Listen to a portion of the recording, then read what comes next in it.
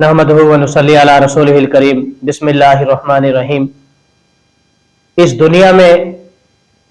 एक ऐसा शहर भी गुजरा है जिसके अंदर ना हाकिम था और ना काजी था, ना वहां कोई लड़ाई झगड़ा होता था, ना कोई इख्तिलाफ होता था, जिसकी वजह से उस शहर में ना किसी हुक्मरान की जरूरत थी, ना अदालत और काजी की जरूरत थी। ये शहर सिकंदर जुल्करनैन के जमाने में इस दुनिया के अंदर मौजूद था। सिकंदर जुल्करनैन जो दुनिया का फातेह आजम गुजरा है, जिसने पूरी दुनिया को फतह किया और पूरी दुनिया पे हुकूमत की, सिकंदर जुल्करनैन शहरों पर शहरों को फतह करते हुए एक ऐसे शहर में पहुंचा जहां पर ना कोई काजी था, ना हाकिम था, ना हुकूमत थी, ना अदालत थी,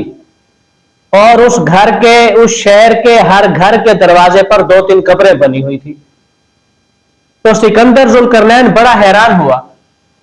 और ना ही उन लोगों ने सिकंदर जुल्करनैन के फौजों के साथ लड़ाई की, मज़ाहमत की। सिकंदर जुल्करनैन बगैर मज़ाहमत और लड़ाई के शहर में दाखिल हुआ तो हैरान रह गए कि ना यहां हुकूमत है, ना अदालत है, ना काजी है, ना हाकिम है,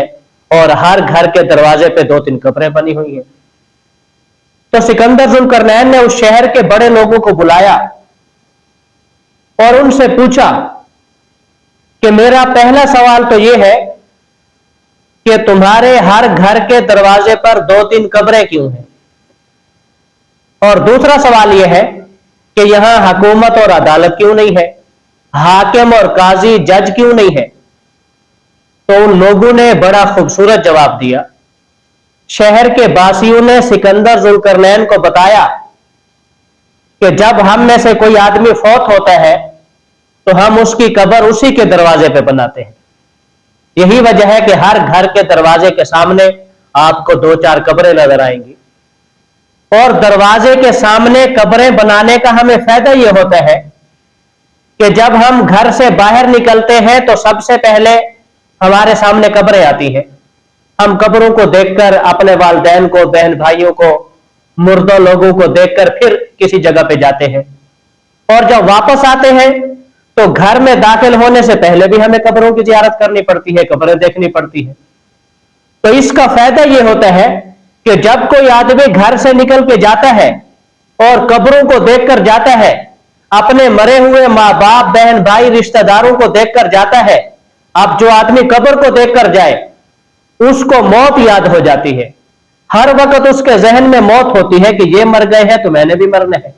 मैंने भी इस कब्र में एक दिन जाना है। अब जो आदमी घर से निकलते ही उसके जहन में मौत सवार हो जाए, उसको मौत याद हो जाए, तो वो बाहर निकल के किससे झगड़ा करेगा, किससे लड़ाई करेगा, क्या चोरी करेगा, डाका मारेगा, कानून तोड़ेगा। तो जब हम घर से निकलते हैं तो इन कब्रों की वजह से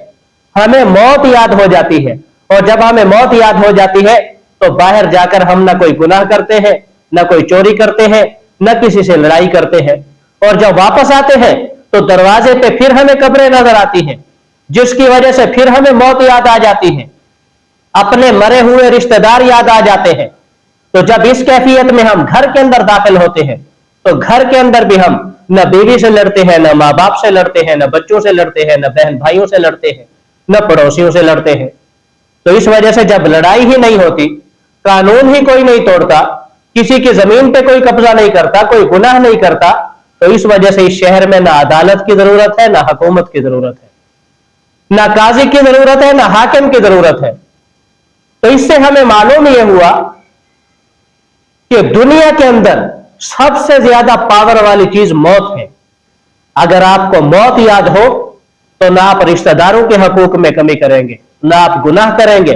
ना लोगों के साथ आपकी लड़ाई होगी, ना अल्लाह की आप नाफरमानी करेंगे। तो सबसे बुनियादी चीज मौत है। आज दुनिया के अंदर जो फितने हैं, जो गुनाह है, जो लड़ाई झगड़े हैं, जो कत्ल गारत और बदअमनी है, सिर्फ इस वजह से कि आज के मुसलमान ने मौत को भुला दिया है। अगर हमें मौत याद होती